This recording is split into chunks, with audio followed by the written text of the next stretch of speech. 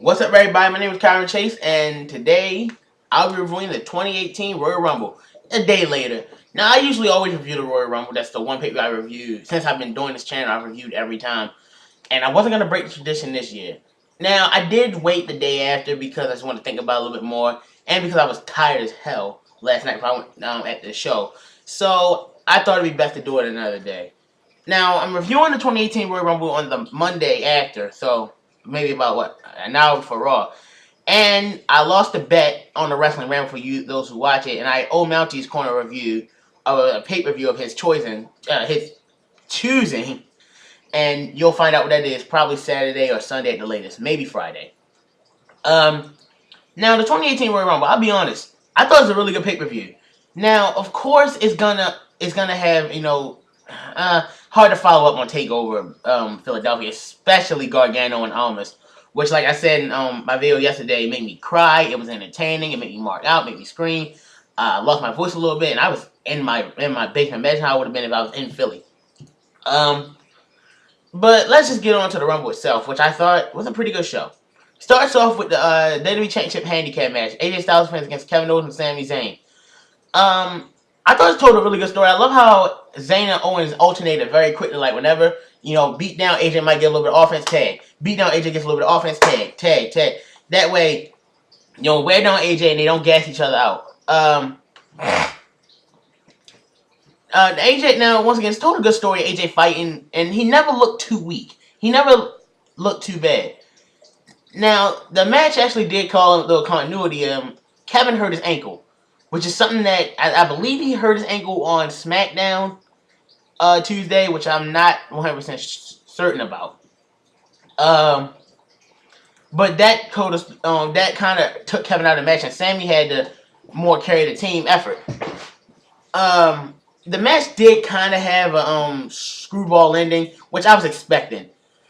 This match had some great near falls. Sami with a great close near fall with a Blue Thunder Bomb. AJ had Kevin in the calf crusher, made it look like he was about to tap, but Sami broke it up. Now the ending, AJ had Sami in the ring, and Sami tried to jump over AJ and tag Kevin. As AJ was trying to pull Sami back, he and Kevin's hands just flipped past each other just like this. Didn't tag. And I could kind of see it. Live, but I just thought, maybe he just missed. It was a botch. AJ throws Sami over the top rope. Kevin hits a super kick. Throws AJ into the ropes. Goes to pop-up powerbomb. AJ comes into a roll-up for the 1-2-3. AJ retains the WWE Championship. After the match, it clearly shows in the replay, Kevin and Sami's hands did not touch. They just barely went past each other. And, they went backstage to Shane McMahon after the match to plead their case. And basically, they were telling, Owens saying, you can't let another referee screw me again for a title. And did you see that? If you know what happened. Shane, I'll be honest, this made me laugh. Shane just replied, yep. That had me laughing because, as usual, the heels are justified in their anger. Now I want to see where it's going to lead on SmackDown tomorrow night. Now, my problem, I was kind of, thought it was strange that neither Shane or Daniel Bryan was, at ringside, given the fact that they're the main people in the storyline, not Kevin and Sami, not the WWE Championship, not even AJ Styles. And neither one of them were there. But I think it helped and it didn't take the spotlight away from what was still a decent match between three really good workers. I give this match a B. Next up, the Tag Team Champion, the SmackDown Tag Team Championship 2 out of 3 falls match between the Usos and Chad Gable and Shelton Benjamin. This is a really good match, but this match, the thing about it is, it's all about the first fall. Because it was actually a 2-0. The first fall had the most action. Jay jumped over the top rope. Both Usos, I believe, jumped over the top rope in succession. No, Jay jumped over the top rope. They both Usos jumped over the top rope on Benjamin and Gable on opposite sides. But the Usos never gave up. Chad hit a great moonsault on both the Usos outside the ring, which I kind of missed on the first viewing because WWE doesn't know how to run a pay-per-view throughout without having a network buffer. That's a question. How are you a billion-dollar company yet you can never at all get one pay-per-view to not buffer during it? The Usos started a super kick party. Man, why did I just say that? He started kicking Gable all over the ring and hitting a double splash. No. First they hit Gable with a one splash and he kicked out, which was shocking. Then a blind tag and 4 super kicks and I believe a splash after that. Number 1 fall. Usos get it 1, 2, 3. Then that's when Gable and Benjamin tried to isolate the Usos, hitting a double team move on the outside, and then they were going back into the ring. But Jimmy rolled up Shelton for another fall, and the Usos get the shutout. Now I was wondering, did Gable miss his cue because he jumped up the ropes? Was he supposed to be late? Because the match was getting good, but it ended out of nowhere. Which I thought that it was kind of ended anticlimactically, but I'm pretty sure that means Gable and Benjamin are done because they lost again, and they got not only they lose, they got swept 2-0. And does that question? Does that shock you when a 2 out of 3 falls match, or does it disappoint you when a 2 out of 3 falls match doesn't go all 3? Because this isn't like basketball. We know it's predetermined. So I mean, I think it was more shocking than disappointing because the match I didn't care much about. It wasn't nowhere near as good as DIY versus the Revival in Toronto, and I know I shouldn't be comparing the two, but when I think a tag team 2 out of 3 falls match, that's what I first think of. But I still thought the first fall was good, and the second fall came out of nowhere. I don't judge matches between falls, and I never will. But I think the right team won. I'm going to give this match a B also. I think if it went a little bit longer, then it might have been better. But with it just ending the way it did, I got docked off some points. Now we go to the men's Royal Rumble match, and I'll be honest, this was the best Royal Rumble match in years. And I said that 2 years ago, but this was better, maybe the best one since 2010. Maybe even further than that. Now, I saw a lot of people calling it top 5. It doesn't reach my top 3 of 08, 01, and 92. Doesn't reach that for me. So I'm just going to go through all the entrants. Rusev came out number 1. Finn Balor was number 2. Finn Balor was, without a doubt, the Iron Man and MVP of this match. I have to be last. He lasted 57 minutes and 38 seconds in the match. So he was definitely the Iron Man. Nearly lasted an hour. Rusev was number 1. It lasted about 30 minutes. 30 minutes. Third person in was Rhino. And he was quickly eliminated by Baron Corbin, who was number 4. Corbin got quickly eliminated by Finn Balor. And Corbin just laid out Rusev and Balor on the outside. Not eliminating them, however. Heath Slater came out. And Corbin laid him out. Now, this started a funny running game with Heath Slater, which really did kind of have me laughing. Heath Slater was number 5, got laid out. Elias was number 6, which made sense because, you know, let him play his guitar while everyone's down. He attacked Heath Slater. Number 7 was a really shot. The NXT champion Andrade Cien Almas was number 7. He lasted a while too, 29 minutes. And number 8 was Bray Wyatt. Number 9, Big E, and he just makes what's his name? Makes Heath Slater eat the pancakes. I'm not a big fan of the New Day pancake thing. Number 10, Sami Zayn, and it was probably Ty Dillinger, but Sami and Kevin jumped him backstage, and Sami took his spot. Unfortunately, Sami didn't really last all that long. Number 11 was Sheamus. Now this was hilarious. This here was hilarious. Sheamus, unlike everyone else, he comes down, puts Heath Slater in the ring, and literally as soon as he gets in, he clothesline him over the top rope. That was so Sheamus gets the Santino Marella treatment, and came within a second of breaking his record. He lasted 2 seconds in the match, and he's the only one that didn't. He's one of the few that didn't attack Heath Slater. I thought that was hilarious. Number 12 is Xavier Woods. Number 13, Apollo Crews. Number 14, Shinsuke Nakamura. Nakamura lasted a while too, 44 minutes. Number 15, Cesaro. 16, Kofi Kingston. 17, Jinder Mahal. 18, Seth Rollins. Jinder Mahal actually. Number 19 was Woken Matt Hardy. Number 19 was Woken Matt Hardy. And Woken Matt Hardy and Bray Wyatt got into it for a while. And, you know, Matt tells Bray, we should delete the entire Royal Rumble, which they didn't do. They eliminated each other, which was kind of stupid. Jinder Mahal eliminated Big E and Xavier. It looked like he eliminated Kofi. But as Kofi went over the top rope, one of his feet landed on Xavier. And then he put his other foot in a pancake. and then Jinder was trying to keep him from getting back in the ring. So Big E and Xavier grabbed both of Kofi's legs and feet and hoisted him over the top rope and over Jinder Mahal and put him back in the ring. That was pretty impressive. But Jinder got eliminated, and then Kofi went out pretty quickly afterwards. Number 20 was John Cena, and number 21 was a surprise, which was the Hurricane. Who I haven't seen it. That was a shot. He tried to do the chokeslam on John Cena, and you can't see me, but John eliminated him, which made me laugh. Cena also eliminated Elias, which pretty much as soon as he got in. Number 22 was Aiden English, who got 0 reaction, so it's pretty obvious who the star of Rusev Day is, even, and we already know. Number 23 was Adam Cole, baby!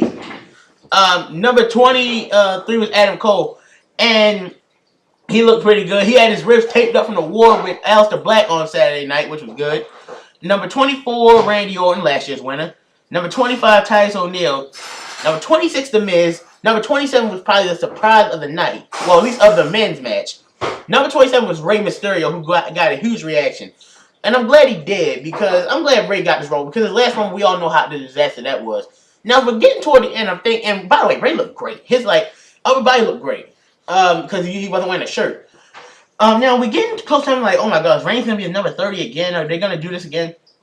But Reigns was 28, Goldust was 29, number 30 was Dolph Ziggler, because of course it was. He lasted less than 2 minutes, about 2 minutes, which begs the question. If you were gonna put Dolph Ziggler in the match at 30, why literally do nothing with him and give him one elimination last 2 minutes? This is why he's probably gonna leave. So a lot of stuff happened. Now let's get to the the final 6. This was an awesome moment. You had John Cena, Randy Orton, Rey Mysterio versus and Shinsuke Nakamura, Finn Balor, and Roman Reigns on face to face, all 6 men. It's the old guard versus new good. New guard. My childhood, 3 of my people who were main center points of my childhood, and 3 of the future. Ironically, that 2 of those guys are in their upper 30s. But Ray was eliminated by Finn Balor. Then Randy Orton was eliminated, and the final 4 were John Cena, Roman Reigns, Shinsuke Nakamura, and Finn Balor. Balor, reminds you, have been there since the beginning because he was number 2, which is basically number 1, and Nakamura been there for a while as well. So you got 2 men that the crowd doesn't like, in Cena and Reigns, and you got 2 men the crowd wants to win, and Finn Balor and Shinsuke Nakamura. And you see a match between both duos at one point. John Cena eliminates Finn Balor, who I think was the MVP. He had the most eliminations before and lasted over almost an hour. And now you got Reigns, Cena, and Nakamura, the final 3. And Nakamura eliminates Cena, so it's got the intensity. Your heart's bumping like, oh my god, they're gonna do this again, or they're gonna give Reigns the victory, and Nakamura gonna win. I needed Reigns to win because I for 2 bets I needed him to beat Nakamura, but I wanted Nakamura to win because he needed it. And Reigns and Nakamura went for a while, it was back and forth. Reigns had a deadly looking spear on Nakamura. Literally, instead of hitting him around his waist, hit him up here. I thought they both were knocked out. Nakamura hit the Kinshasa on Reigns and eliminated him. So that means Shinsuke Nakamura is the King of the Ring winner. What the heck did I just say King of the Ring for? Royal Rumble. And I'll be honest, it was really good. This was a very good Royal Rumble. After the match, Renee Young interviewed Shinsuke Nakamura and asked him basically, who are you going to face? And all he said on the microphone, AJ Styles, which pretty much got the reaction you were hoping for, because we all want Nakamura and Styles at WrestleMania, and as long as they don't screw it up at Fastlane, we're going to get it. So yeah, I thought this was a really good Rumble match. Definitely one of the best in years, probably the best of this decade. And it was some fun moments. Nothing I really can say I didn't like. Even the Heath Slater stuff was pretty fun. So Balor was MVP with 57 minutes and 4 eliminations. Nakamura was second MVP, and obviously because he won. He was 44 minutes and he had 3 eliminations. Oh yeah, Roman Reigns of course had 4 eliminations too. But let's be honest, we know who the MVP of that match was. I'm gonna give that match an A. It's definitely one of the better Rumble matches of all 4 Rumbles I've reviewed. This is the best one easily. Because I felt like the right guy won. It didn't really have any reason to anger me. So yeah, nothing really angered me either. Next up was the match no one cared about. I didn't care about. I didn't care about any predictions I did, and that's which was the Raw Tag Team Championship match. I felt sorry for the four guys in this match, especially Rollins, Cesaro, who are two of the best workers in the company, because the crowd was dead for this match. And can you blame? I mean, you put the men's Royal Rumble right for this match. Of course, no one's gonna care. Of course, no one was gonna really care about this match. I didn't. Kyrie didn't, and no one did. We were talking throughout the whole match and things like that. The story was Jason Jordan having a concussion because he got smacked into the ring post and he really couldn't wrestle. So Seth had to do most of the match. Had to go through most of the match. And when Jordan finally got in the ring, he was wobbly and just tagged right back out, which led to Sheamus hitting Seth with a brogue kick and that ending the match. I can't really say I enjoyed this match. I didn't really pay much attention to it. From what I mean, nothing was bad about it, but let's be honest, this was everyone agreed was probably one of the weaker matches of the night. And I can't be unfair and give it a failing grade because I didn't watch it, but I can't give it more than a C. Next up, the Universal Championship match, the Triple Threat match, Brock Lesnar, Kane, and Braun Strowman. Now, I thought this match was a big disappointment. Granted, I can't say disappointment because I thought it wasn't going to be that good anyway. This was nowhere near. They won this match to Raw with like a SummerSlam intensity about the Fatal 4-Way for the Universal title, which it didn't. You know, they added some tables, some chairs, steps. Braun at one point gave Lesnar a really stiff-looking knee, and Brock repaid the favor by giving him a stiff punch. And you see how that hit. I'm surprised neither one of them had a concussion. So Jason Jordan faking one, I thought either Brock or Strowman really had one. So, I mean, Kane got pinned, but I can't say I like this match. I really didn't. I even tweeted I thought it sucked. It was obvious Lesnar was going to win because they're still doing Reigns Lesnar at WrestleMania just to knock more on the Rumble doesn't mean anything.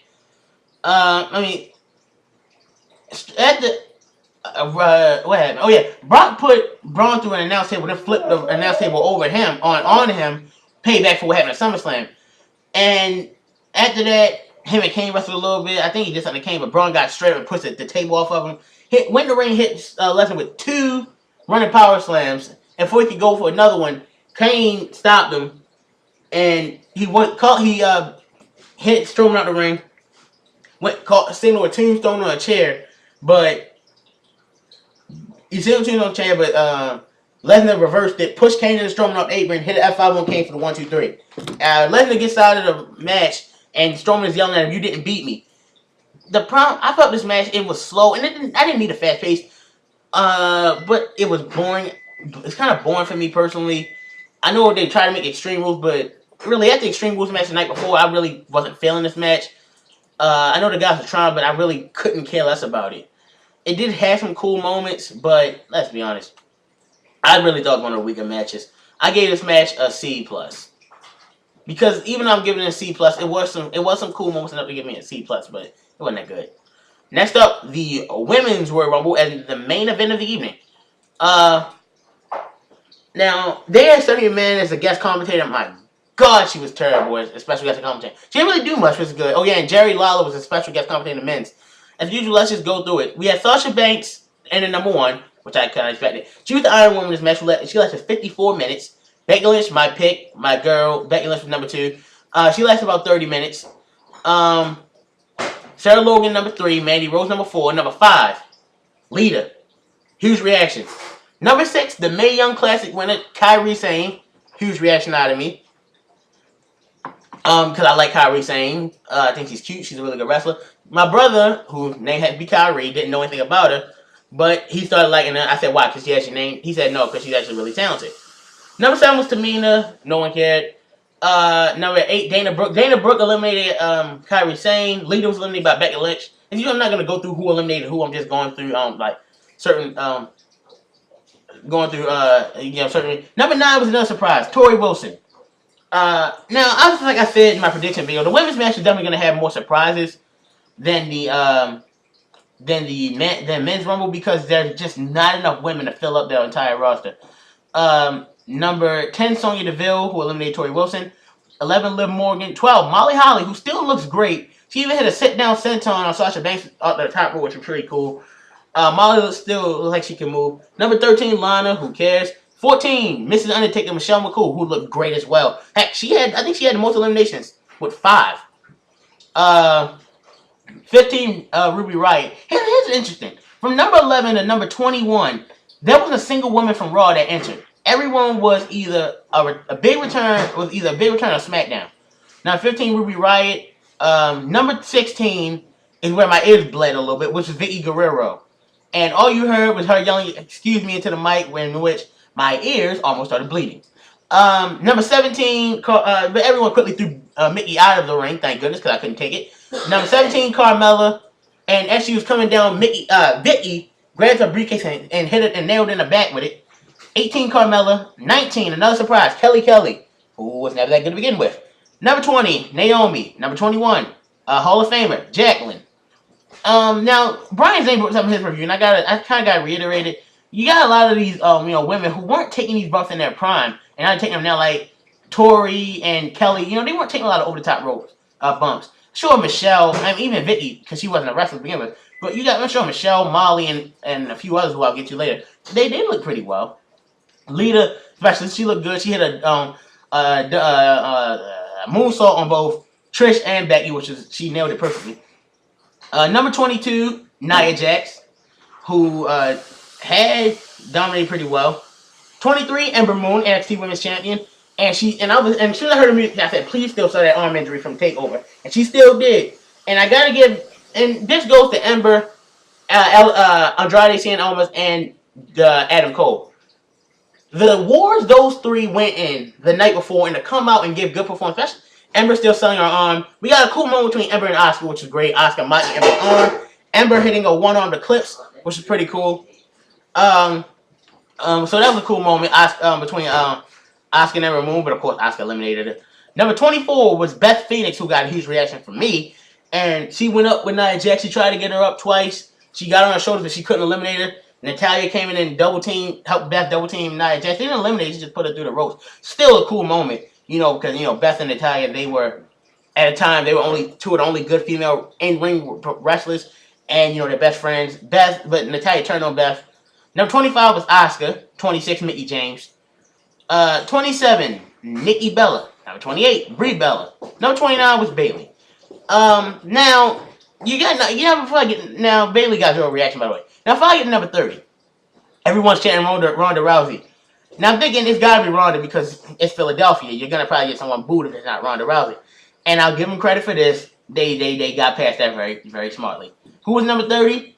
Trish Stratus. In my honest opinion, the GOAT. The female wrestling GOAT. I know somebody like Lita more, but I was always a Trish person.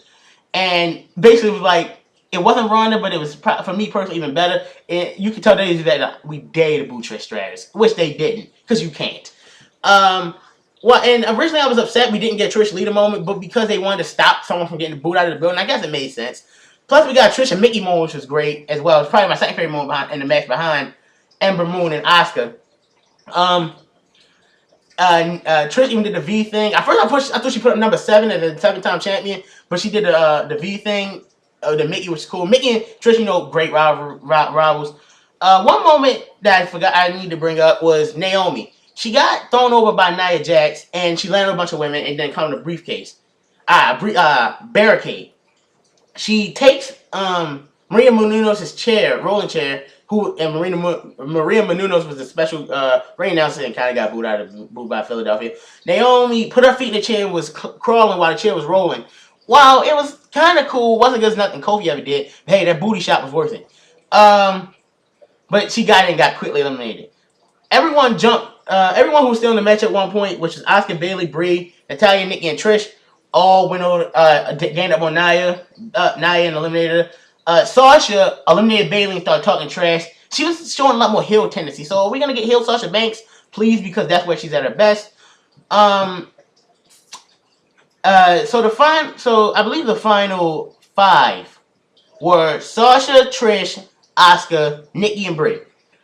Sasha eliminated Trish. Trish looked great, by the way. I mean, she's beautiful, but she still can wrestle great. Hitting trash fashion on everyone.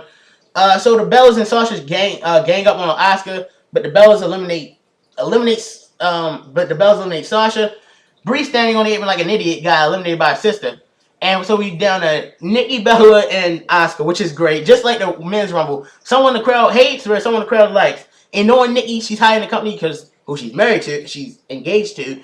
You know, a lot of people were angry, like, come on, like, I'm begging for Asuka. They're on the apron, and Nikki hits a forearm on Asuka, and she's laying on the apron, and she drop kicks Nikki from under her legs, and elimination. So Asuka is the winner of the Royal Rumble, and I think that's who should have won. Well, I wanted Becky to win, and I did pick Becky. You knew deep down Asuka was gonna win.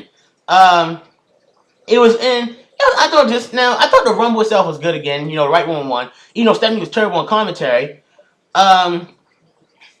I think the best, like, in terms of, the best people, the best like returns. Trish looked great, and Michelle looked good. Lita looked good. Kairi Sane and Ember Moon coming in was great, and WWE calling back her feud, Moon's feud with Asuka, and Trish and Mickey's old feud was good. I wish we had got Asuka versus Kairi Sane, because I kind of want to see that. Unfortunately, I don't think the final moments of the match didn't have the drama they were hoping for, like the first one did, because we knew Asuka was gonna win, even though at least we thought Shinsuke was gonna win, but there was small doubt maybe Roman will.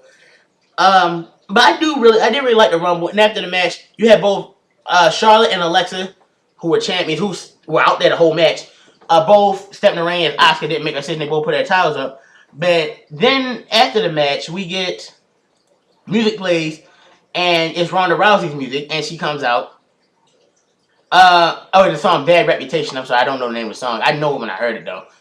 She points to the WrestleMania sign, tries to shake Asuka's hand. Asuka smacks her hand. She points at the sign again, walks out, and shakes Stephanie's hand, and Stephanie looks at it evilly, because she didn't forget what Ronda did to her at WrestleMania 31.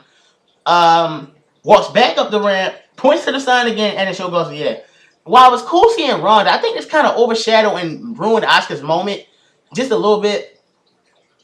I mean, it does have me asking a lot of questions, and it has me thinking, which is good. That's how and once again, just like the first Rumble, nothing really angered me. Though I do have a problem with, say, the women, a lot of women rolling under the ropes, not staying in the corners and stuff like the men did. Like, a few men did it, but it wasn't as blatantly obvious as the women's match. But I don't think the women's match, I'm not going to call it a bad match, because it wasn't. It was actually really good. I don't think it's as good as the men's match, but I still really enjoyed it. I'm going to give the women's Royal Rumble match a B. And I'll be honest, of all the first-time women things, on the main roster, mind you, this is actually probably the best. It's better than the women's Hell in a Cell match. It's better than the women's Money in the Bank match. And like I said before, bringing people from NXT, especially Cole, Almas, and Moon, after the hell they went through on Saturday night, was a good touch. It was great. So I thought, even though Ronda ruining Asuka's moment was kind of messed up, I still thought it was a cool moment. Just not as great as it could have been. And I thought the picture was pretty good. Let's go through. I gave the WWE Championship match a B. I gave Benjamin and Gable versus the Usos a B. I gave the Men's Rumble match an A. I gave the Raw title match a C. The Universal title match a C+, and the Women's Rumble match a B. I'm going to give pay-per-view a B grade. I really liked it. I might even like it more than, I don't know if I liked it as much as last year's pay-per-view, because, last year having my favorite match of the year, but I like both Rumble matches. I like the WWE title match, but and the tag title match between the Usos and Benjamin and Gable was pretty good too. But the Universal title match and I think the Raw tag team title match wasn't that good. And luckily I don't review the pre-show, because the pre-show was god-awful. But a solid B grade for solid pay-per-view. Now, I know someone's going to ask me, do I think it's better than TakeOver Philadelphia? Probably not, because of the main event, the Extreme Rules match. Those two matches alone, I think, brings that TakeOver a little bit over. But both pay-per-views were really good. I'm not trying to say either one was bad. Next time you'll see me is probably this Saturday, as I pay off my bet with Mounties Corner for a special pay-per-view review. And once again, I'll see Raw in a few minutes. Get ready for Raw. Get ready for SmackDown tomorrow. Maybe even watch NXT. But until next time, I'm Kyle Chase. I will see you guys.